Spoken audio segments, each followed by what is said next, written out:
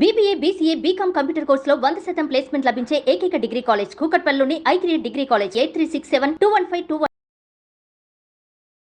నమస్కారం గురుగారు. శ్రీమాత్రే నమః.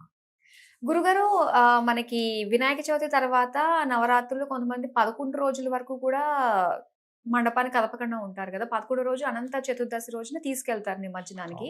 అయితే ఈసారి మనకి చంద్రగ్రహణం కూడా వస్తుంది కాబట్టి అప్పటి వరకు ఉంచొద్దు అని చెప్పేసి కొంతమంది అంటూ ఉన్నారు.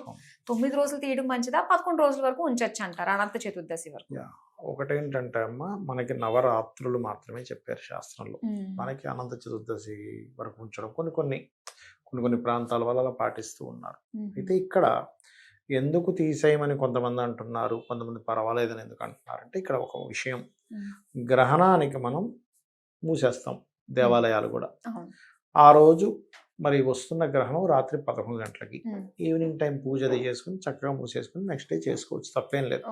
అయితే శుద్ధి చేసుకోవాలి తర్వాత రోజు. ఎలా అయితే ఆలయాలు శుద్ధి చేసుకుంటాం గ్రహణం తర్వాత రోజు, దర్భలది వేసి శుద్ధి చేసుకోవాలి. శుద్ధి చేసుకోకుండా ఉంచితే దోషం కాబట్టి శుద్ధి చేసుకోవాలనే భావనతో చెప్తున్నారు ఒకటి. ఇంకోటి ఏంటంటే, మన ఇళ్లలో పెట్టుకునేటువంటి గణపతులు కూడా చాలా మంది తెలియక డేస్ లెక్కేస్తారు. మనం చెప్పినా సరే వినే స్థితిలో లేరు జనాలందరికీ. డేస్ అలవాటు అయిపోయాయి.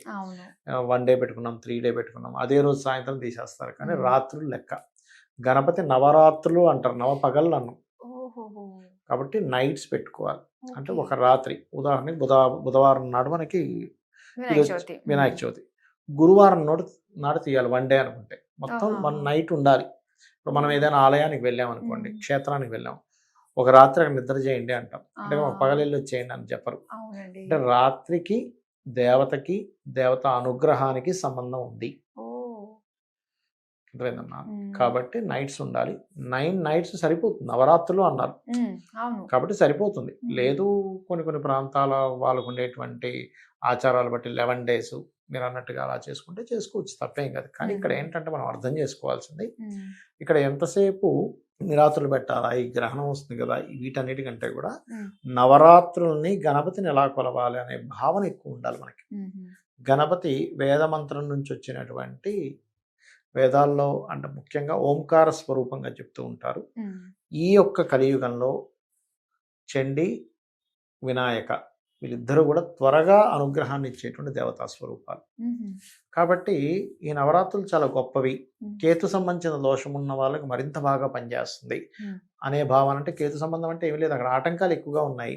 దేనికి? ఆయన ఆటంకాలు తొలగించడానికి, విఘ్నాధిపతి కాబట్టి విఘ్నములు తొలగించడానికి, ఏదైతే ఈ ఆటంకాలు అవుతాయో అవన్నీ తొలగిపోవడానికి కారకుడు అవుతాడు. కాబట్టి ఈ కారకుడిని నేను పట్టుకోవాలి గట్టిగా.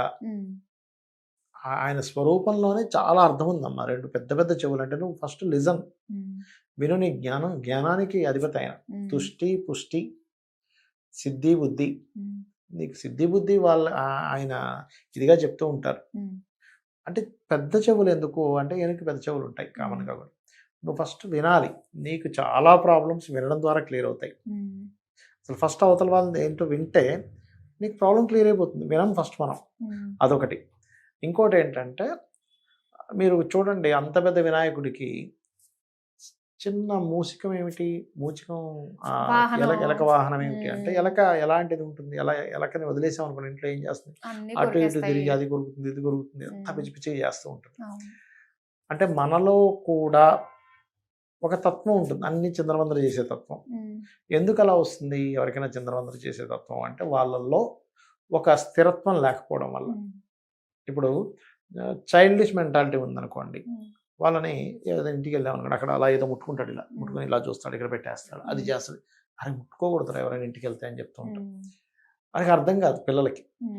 కానీ కొంచెం చైల్డిష్ మెంటాలిటీ లేనప్పుడు కొంచెం డిగ్నిఫైడ్గా ఫీల్ అవుతుంటాడు. ఎందుకు అలా అవుతుంది అంటే, వాళ్ళకి కేతువు అనుగ్రహం సరిగ్గా లేదనుకోండి, వాళ్ళలో స్థిరత్వం ఉండదు. మనలో స్టెబిలిటీ రావాలంటే మూలాధార చక్రం స్ట్రాంగ్గా ఉండాలి. మూలాధార చక్రానికి అధిష్టాన దేవత గణపతి.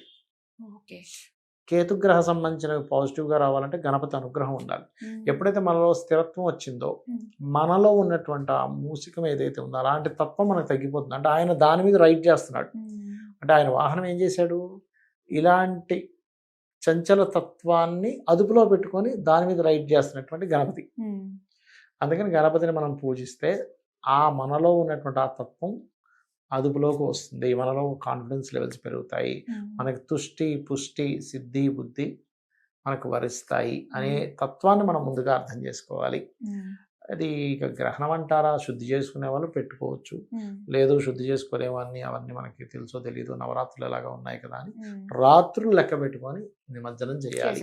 ఇంట్లో వాళ్ళైనా బయట పెట్టినటువంటి ఇవైనా సరే. అయితే మనకి సోషల్ మీడియాలో కొంచెం అవేర్నెస్ పెరగడం వల్ల ఏమో ఇప్పుడు ఈ సినిమా పాటలు పెట్టడం ఇట్లాంటివి తగ్గిపోయాయి చాలా మటుకు. ఇంతకుముందు ఏంటంటే సినిమా పాటలు పెట్టడం, మొన్న కూడా ఏదో పిచ్చి పిచ్చి కనర్తలు పెడితే కూడా కొన్ని హిందూ సంఘాలు వెళ్ళి వ్యతిరేకించాయి, అలాంటి బొమ్మలు తీయించేసాయి, ఏదో ఒక ఆడపిల్లని పట్టుకుని తిరుగుతున్నట్టు ఇంకేవో రకరకాలు పెట్టారు అసలు. అలాంటివన్నీ కూడా తీయించేశారు లక్కీగా ఈసారి. అలానే మనం గణపతి దగ్గరికి వెళ్ళినప్పుడు చాలా మంది మొట్టికాయలు వేసుకోవాలి, గుంజీలు తీయాలి అని చెప్పేసి అంటూ ఉంటారు. ఎందుకు గురువు గారు ఇలా? దానికి ఒక స్టోరీ ఉందమ్మా. అంటే అది ఒకసారి విష్ణుమూర్తి యొక్క చక్రాన్ని గణపతి మింగేస్తాడు, సుదర్శన చక్రాన్ని. ఎక్కడ పోయింది అర్థం కదా, అప్పుడు అర్థమవుద్ది విష్ణువుకి, ఓహో గణపతి లోపల పెట్టారు అంటే ఇది ఒక ఇది చెప్తుంటారు ఇలాగా. అప్పుడు అతన్ని నవ్విస్తే బయటకు వస్తుంది అది అని చెప్పని విష్ణు ఏం చేస్తాడంటే అతని ముందు గుంజీలు తీసి ఇలా కొట్టుకున్నప్పుడు అతను ఆనందపడతాడట. అంటే మనకేం చెప్తారంటే గణపతి గనక ఆనందపడితే మనకి శివానుగ్రహం కూడా కలుగుతుంది అంటారు. ఎందుకంటారంటే ఇప్పుడు చూడండి, మీకు ఎవరికైనా ఈశ్వరానుగ్రహం లేదు, ఇప్పుడు దేవతా శాపం ఉంది అంటారు, గణపతి పూజ చేయండి అంటారు. లేదా లలితా సహస్రనామాల్లో ఓం హరనేత్రాగ్ని సందగ్ధ కామ సంజీవన ఔషధి అనే మంత్రం చదువుకోవడం చెప్తూ ఉంటారు. అంటే హరుని నేత్రముల చేత దగ్ధమైనటువంటి ఆ యొక్క మన్మధుడిని బతికించింది అమ్మవారు. అంటే అలాగా ఓన్లీ అతని భార్యకి మాత్రమే కనబడేలాగా ఒక శరీరాన్ని ఇస్తుంది, ఇంకెవరికి కనబడ్డు ఆ మన్మధుడు. అలా ఎలా అయితే ఒక్కోసారి ఆ యొక్క ఈశ్వరుడికి కోపం వస్తుంది, అప్పుడు గణపతిని తలుచుకుంటే ఏమవుతుందట, గణపతిని చూడంగానే అతనికి నవ్వు వస్తుందట, ఆ కోపం పోతుందట. అందుకని గణపతి ముందు ఇలా అనుకోవడము, గుంజీలు తీయడం అంటే ఆయన ఆనందిస్తాడు, అలాంటి చిన్నపిల్లలకు సంబంధించి చేస్తే అనేటువంటి దాంతో కూడా ఆ వృత్తాంతాన్ని చెప్తుంటారు. అలా చేసినప్పుడు మళ్ళీ ఆ బయటికి తీసి ఇచ్చేసాడు అనేటువంటిది. కొన్ని ఏంటంటే నిజంగా జరిగినవి కొన్ని ఉంటాయి, కొన్ని ఏంటంటే అతని యొక్క తత్వాన్ని ఆవిష్కరించడానికి కూడా కొంతమంది కవులు రాసిన ఉంటాయి అందులో. అసలు మామూలుగానే గుంజీలు తీయడం వల్ల కూడా ఒక సైంటిఫిక్ ఉంటుందమ్మా. ఎలాంటి ఇప్పుడు పిల్లలకి ఇదేంటంటే అమ్మా మెయిన్ గా దారిద్ర స్థానం అంటారు చెవుల్ని. మీరు ఆస్ట్రాలజీలో కనుక చూస్తే చెవులు దారిద్ర స్థానం. అలాగే స్త్రీ ఎప్పుడు కూడా భర్త ముందు చెవులకి ఏమీ లేకుండా కనబడకూడదు, కనీసం ఒక తాటంకము అంటే మన వీటిని తాటంకాలు అంటారు, వీటిని పుల్లైనా పెట్టుకుంటారు, కనీసం తాటి పుల్లైనా పెట్టుకుంటారు. అయితే ఎందుకు పెట్టుకోవాలి అంటే ఈ మూడో స్థానం భర్త స్థానానికి భాగ్యస్థానం అవుతుంది, అందుకని మంచి మంచి రింగ్ పెట్టుకుంటారు, ఇయర్ రింగ్స్ లాంటివి. అయితే చిన్నపిల్లలకి ఇలా ఎప్పుడైతే చేస్తారో ఈ చెవులకు బుధుడు కారకుడు, బుధుడు విద్యకు కారకుడు. విద్యా సంబంధించిన దోషాలు ఉన్నప్పుడు మన పాతకాలంలో స్కూల్స్లో గుంజీలు తీయించేవారు. గుంజీలు తీయించడం వల్ల ఏమవుతుంది వాళ్ళకి అంటే ఈ బుధ సంబంధించిన దోషం ఏదైనా ఉంటే పోతుంది ఒకటి.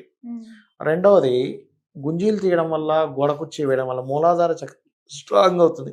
మూలాధార చక్రం ఎప్పుడైతే స్ట్రాంగ్ అయిందో వాళ్ళు చోట కుదురుగా కూర్చుంటారు చదువుకునేటప్పుడు, లేకపోతే ఒక పేజీ చదివి అటేటో దిక్కులు చూసి మళ్ళీ వెళ్ళిపోతుంటారు. అలా కుదురుగా కూర్చునే లక్షణం వస్తుందని, మూలాధార చక్రం ఇంప్రూవ్ అవుతుందని గుంజీలు తీయడం కానివ్వండి, చెవులు పట్టుకోవడం కానివ్వండి, బుధుడు యాక్టివ్ అవుతాడని గోడ కుర్చీ వేయడం కానీ చేయించేవారు. ప్రతి దాంట్లోనే ఒక పరమార్థం దాగి ఉంటుంది కదండి. ఉంటుందండి. చాలా చక్కగా మాకు తెలియజేసినందుకు ధన్యవాదాలు. శ్రీమాత్రే నమః.